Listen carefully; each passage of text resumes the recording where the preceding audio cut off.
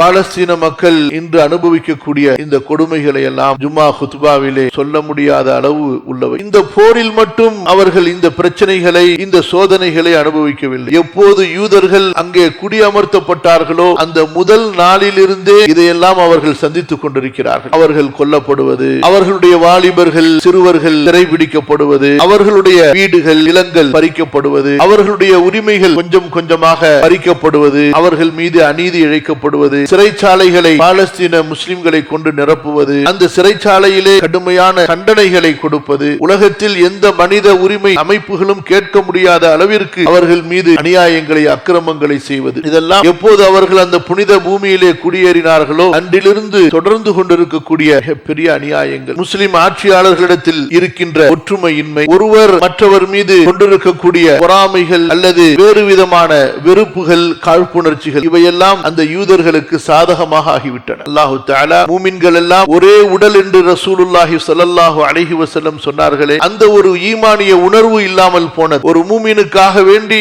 இன்னொரு மூமின் துஆ செய்வான், அந்த மூமினை பாதுகாப்பான், அந்த மூமினை எதிரி இடத்திலே ஒப்படைத்து விட மாட்டான், அந்த மூமினுக்கு உதவி தேவைப்படக்கூடிய நேரத்தில் அவன் அந்த மூமினை விட்டு விலகிவிட மாட்டான் என்றெல்லாம் ஈமான் உள்ளவர்களுக்கு என்னென்ன அடையாளங்களை அல் குர்ஆனும் ஹதீஸும் உறுதிப்படுத்தியதோ அந்த அடையாளங்களை, அந்த குணங்களை சமுதாயமாகவும் சமுதாயத்தின் தலைவர்களாகவும் சமுதாயத்தை வழிநடத்தக்கூடிய அந்த வழிகாட்டிகளாகவும் நாம் எல்லாம் இழந்து நிற்கின்ற இந்த ஒரு பலவீனம் தான் இன்றைய இந்த யூத சமுதாயமும் அவர்களுக்கு பின்னால் அவர்களுக்கு துணை நிற்கக்கூடிய அநியாயக்கார சமுதாயமும் பாலஸ்தீன முஸ்லிம்கள் மீது செய்கின்ற இந்த கொடுமைகளுக்கு காரணம்.